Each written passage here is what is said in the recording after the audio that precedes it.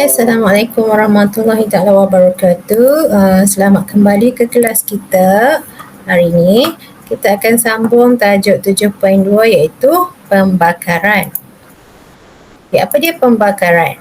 Pembakaran bermaksud tindak balas yang berlaku apabila suatu bahan dipanaskan dengan kehadiran oksigen dan membebaskan tenaga haba dan juga tenaga cahaya. Maksud dia kita akan panaskan sesuatu dengan kehadiran oksigen dan dia akan bebaskan tenaga haba, dia akan jadi panas dan juga cahaya. Nampak cahaya merah.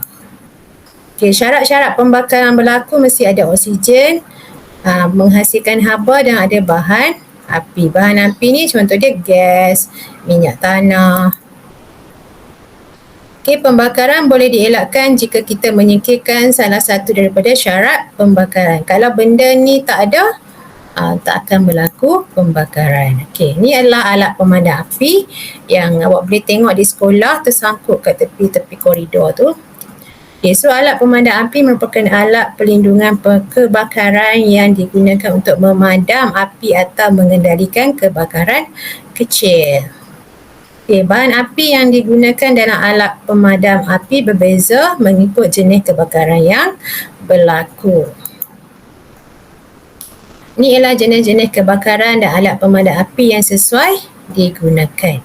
Awak tengok bahan api yang terbakar, pepejal. Contoh bahan dia kayu, kain, kertas yang terbakar. So alat pemadam api yang kita gunakan adalah air ataupun serbuk kering. Yang ni ada dalam tong tu lah. Kalau dia adalah bahan cecair seperti minyak, varnis ataupun cat, so dia pakai busa, serbuk kering dan karbon dioksida. Kalau dia adalah gas, propana, asetilena, metana, ni nama-nama gas. So dia pakai busa, serbuk kering atau karbon dioksida. Kalau logam, kalium, natrium, magnesium dan kalsium, serbuk kering dan juga pasir kering. Prinsip pemadaman api. Yang pertama menyelimuti, iaitu kita memutuskan hubungan bahan bakar dengan oksigen ataupun udara. Kita selimut untuk bahan tu tak kena oksigen. Contoh menutup permukaan bahan bakar dengan selimut api, karung basah, lumpur, pasir, tanah ataupun busa. Yang kedua mendinginkan. Kita mendinginkan permukaan bahan yang terbakar dengan menyemburkan air atau lapisan karbon dioksida. Kita semburkan lapisan ni ke bahagian tersebut untuk sejukkan dia. Mengurangkan jumlah bahan yang terbakar atau memutuskan sumber bahan bakar.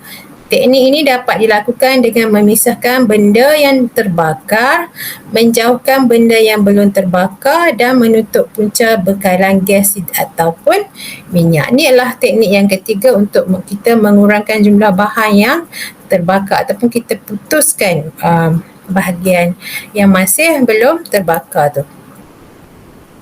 Ini adalah selimut api. Selimut api merupakan selimut khas yang diperbuat daripada bahan kalis api. Selimut ini menutupi api dan menghalang oksigen daripada masuk ke bawah selimut sehingga akhirnya menyebabkan api terpadam. So diselimut. Amalan sikap berjaga untuk mengelakkan kebakaran. Pertama, jauhkan bahan yang mudah terbakar daripada api. Kalau ada kain buruk tepi-tepi tu, kertas dan sebagainya, kita kena alihkan. Sentiasa peka terhadap barangan elektrik yang kita gunakan. Kena tengok, jangan tinggal sahaja.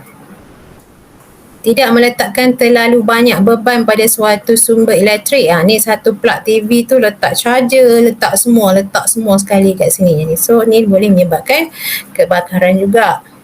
Memasang alat mengesat asap di penggerak kebakaran di rumah, biasanya kita letak di shieling. Pelekat di shieling, kalau ada asap dia akan bunyilah teng teng teng teng. Tidak membuang putung rokok ketika apinya masih menyala, terutama pada musim kemarau. Ada orang isap rokok tepi jalan, dia baling buang puntung rokok dia ke atas rumput ataupun ranting kayu yang ada daun-daun kering, cepatlah terbakar. Simpan manci dan pemetik api di tempat selamat sebab elakkan daripada kanak-kanak bermain lah. Okey, 7.3 pencemaran udara.